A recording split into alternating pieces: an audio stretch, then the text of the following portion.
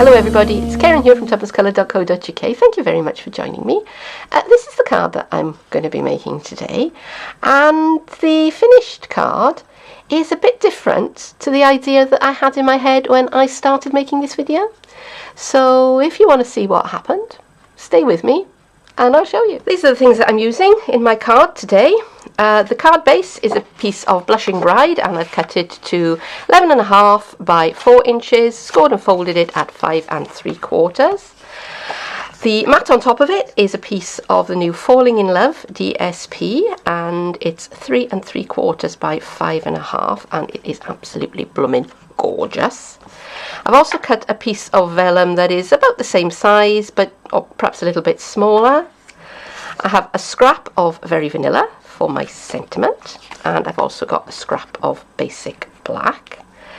I'm going to be using stamps from the Dragonfly Dreams set today, and I'm going to be using Crumb Cake ink. I've got the Seaside embossing folder, and I'm using the new Dragonfly Thinlets, detailed Dragonfly Thinlets I should say, and I'm going to be using these two. And I'm also going to be using the oval framelets.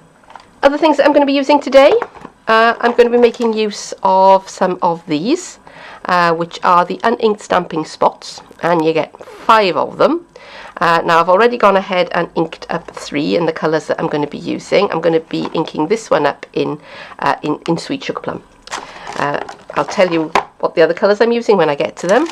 And I'm also going to be using this. Now this was in my stash, and it's not a Stampin' Up product. It's called an Angelina film, or a fusible fantasy film. It's easy for you to say. And it's basically what it is. It's a thin plastic with a sort of interference colour on it, and it changes colour. I don't know how well you can see it, but it looks one colour when it's all in a roll, and another colour when the light hits it in different directions. And the way you use it is you fold up a couple of layers, as many as you want.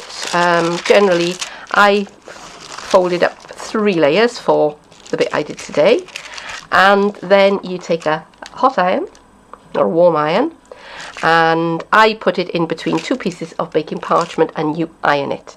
And when you do that, the layers fuse together and it becomes a bit more robust, and then you can do fun stuff with it. Alright, so I'm not going to show you that on camera. There are undoubtedly lots and lots of videos out there in YouTube land that you can go and see this stuff in action. I got it from, I think I got it from my craft shop. I think I got it from Hobbycraft. I've got a few different colours that I've acquired over the years, but if you want to search for it, I would suggest that you search for Angelina film or fusible fantasy film. Alright, and it's not very expensive, and it's widely available. So these are the things that I am going to be using today. I've already prepared 3 colours on my stamping spots, and I've got Pacific Point, Perfect Plum and Tempting Turquoise, and I have written what they are on the back in a Sharpie marker, and I've already marked this one with Sweet Sugar Plum. Alright, and I've got my re-inker. So what I'm going to do is, I've got a spoon here that I'm going to be using in a minute. I'm going to apply the ink from the re-inker across the top of the felt surface. Okay, I've gone one way. As you can see, I've already spilled a bit of it. I'll wipe that away before it gets somewhere where I don't want it to. And I'm going to go back the other way. And I have protected my work surface with a bit of grid paper, because I know what I'm like, and I am a mucky pup. Now look, you can see already that the ink is starting to soak into the pad underneath, and when you've got this type of raised ink pad, that is a good way of telling you whether or not your your pad needs re-inking, because you can tell when this part of the ink pad is pale, then you probably need to put some more ink in there. But because this is just freshly going in, I'm just going to use my spoon, and I'm just going to push the ink into the pad. Okay, as you can see, it's saturating the pad there, and it is starting to creep down through the pad on the other side. And we could probably do with just a little bit more.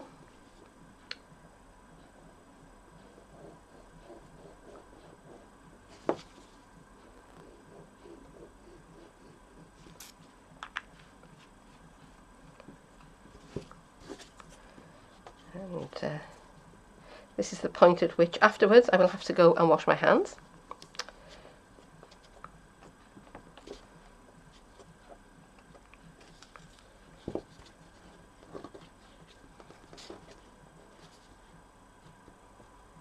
Okay, and I think this corner here needs a little bit of a push down, and I think that has just about done it.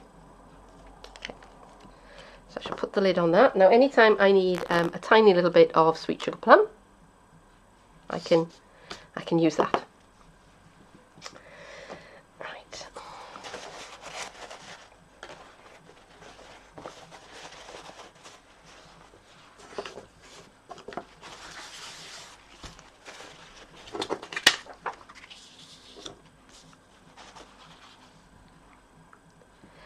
Okay, so here is my vellum, and I'm going to go direct to paper with my ink colours, and I'm going to start with Pacific Point, and again working on grid paper, and I'm just going to swipe that just across the surface of my vellum, just like that. And now I'm going to go with a bit of tempting turquoise. Now I could use my full-size ink pads for this. Absolutely I could, and the prototype that I made, I did that, but these I wanted, I think I'll go sweet sugar plum next.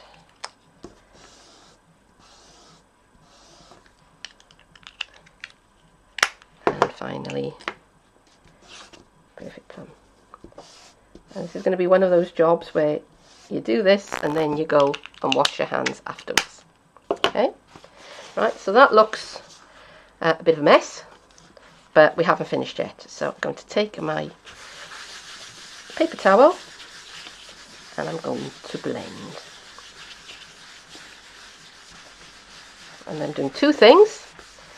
One is I'm blending the colours in to one another, and the other, I'm trying to keep my fingers off it, because wherever I put my fingers I'm going to get a finger mark.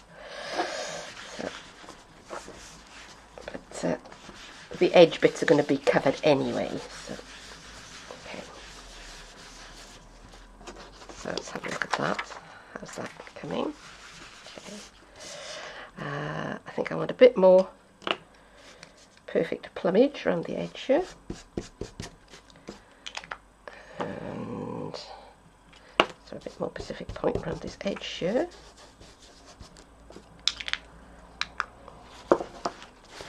And you can see how much easier it is to do it like this rather than it would be with your full-size ink pads. Okay. Right, so I am reasonably happy with that. As you can see, my fingers are in a bit of a state, so I will be going and washing my hands immediately after this step, but I'm going to just give it a blast with my heat tool just to dry it off a little bit before I go on to the next step. So see you in a bit.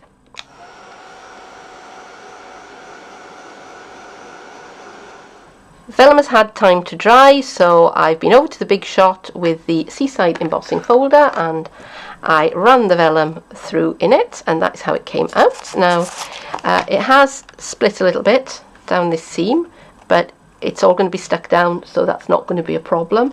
I probably could have left it a little bit longer to get really dry, but you know what, I was in a hurry, so I didn't. So that is the way that it's come out with the embossing up, if you like. But if I turn it over to the deboss side, that is actually quite dramatic, and I think I actually might use this side up. I think I might actually prefer it. So there is that. While I was over at the Big Shot, I took the largest of the oval framelits dies and my piece of DSP, and I cut an oval out of the middle of the DSP. So now I'm going to glue this onto the back of the DSP. And normally vellum is a problem to adhere, because any adhesive you put on it you can see, but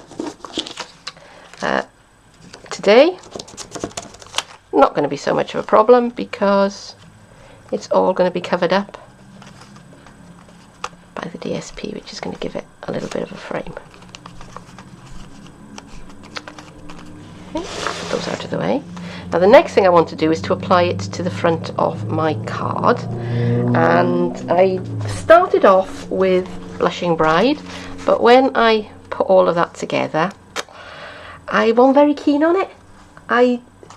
It just, you know, didn't work for me. So change of design direction, and I've cut a piece of Sahara sand. So that is the same size as the Blushing Bride was, which is 11.5 inches by 4 inches and folded at 5 3/4. And as I have my adhesive handy, I'll just stick this down, making sure I'm not putting any adhesive where it can be seen from the front. Okay. Oops. The good thing about a liquid adhesive is that it is quite forgiving if you put things down into the wrong place. Okay, so now that needs a sentiment and it needs an embellishment. So those are the next things that I'm going to do. While I was over at the Big Shot, I've taken the smaller of the detailed dragonflies, and I've cut it out on some black card. So now I'm just going to release it from the die. Here we go. And that's popped up enough for me to get most of the pieces out. And I'm being very careful with it because the tail is quite delicate, but look at how well that has come out of the die. So a couple of pieces, this piece there, and I did use my precision plate because it really does benefit from for a die with this amount of detail on it. It's a real benefit to use the precision plate.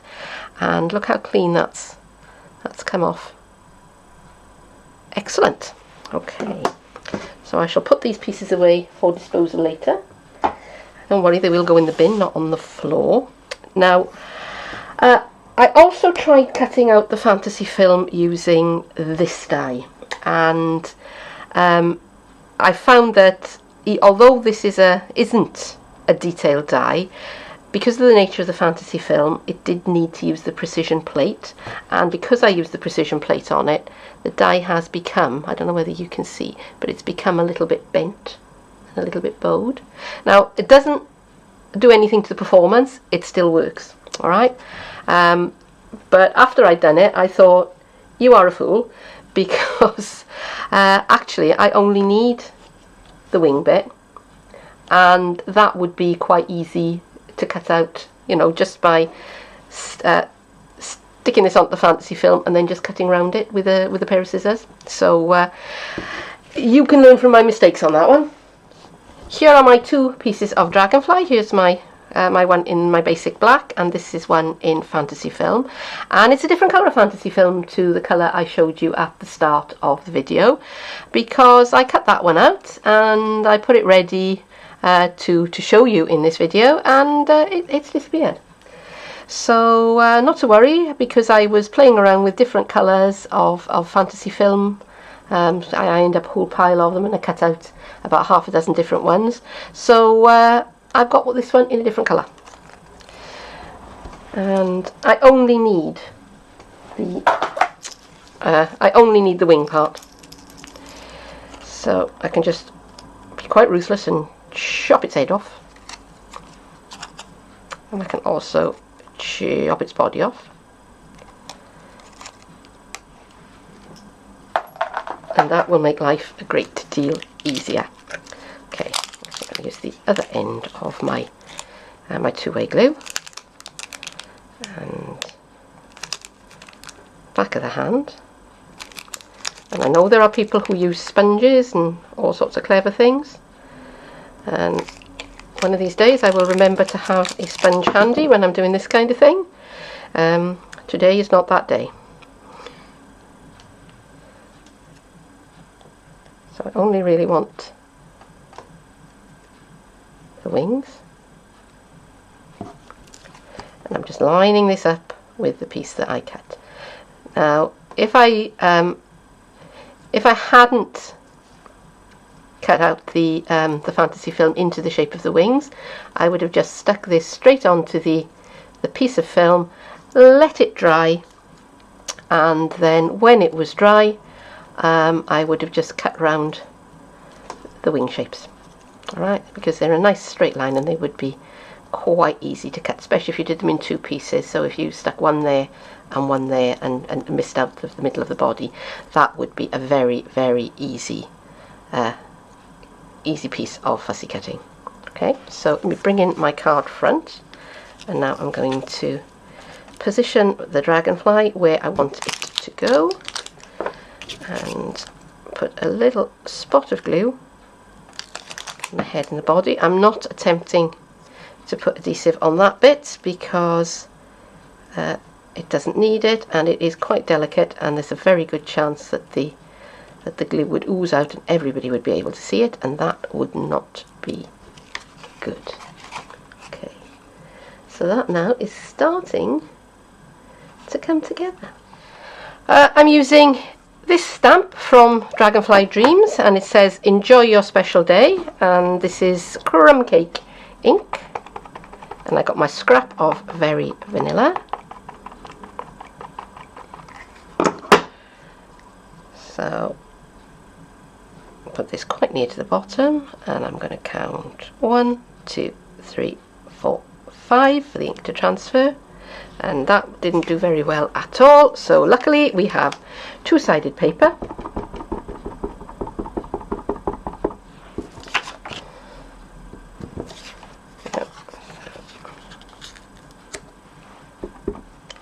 this time I'm going to stamp near the top. Count 1, 2, 3, 4, 5, and this time I'm going to give it some pressure. That's much more like it. Okay, so now I'm going to cut this out, and I'm just going to kind of do it by eye. I'm just going to eyeball it a bit, and that's how far do I want to put it there.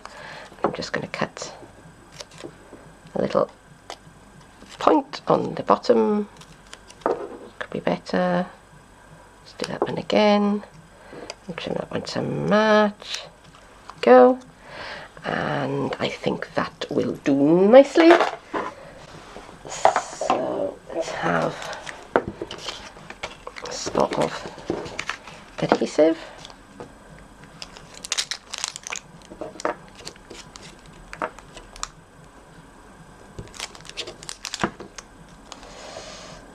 Dimensionals would have been good on this, but I haven't got them handy, so we'll just go with the adhesive, which I do have handy. Okay, and there it is. There we go.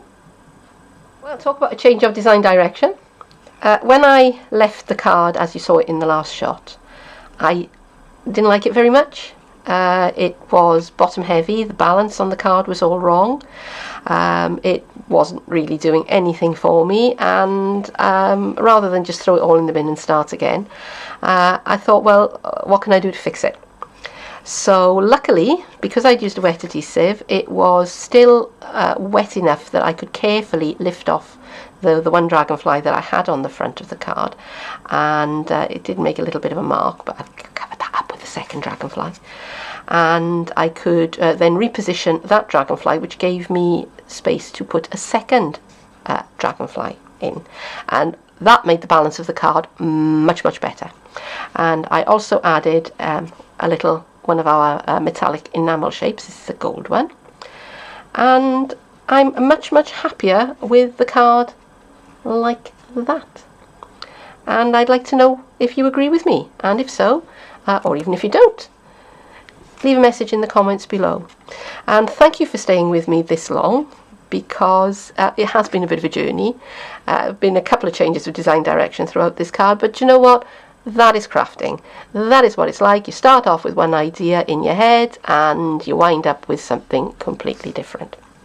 So that is it for now. I'd be thrilled to bits if you would click the like button, if you would subscribe to my channel. If you want to show me what you've been up to, then please go and visit my Facebook page. Details are below, and show me a picture of what you've been making, because I would really love to see it.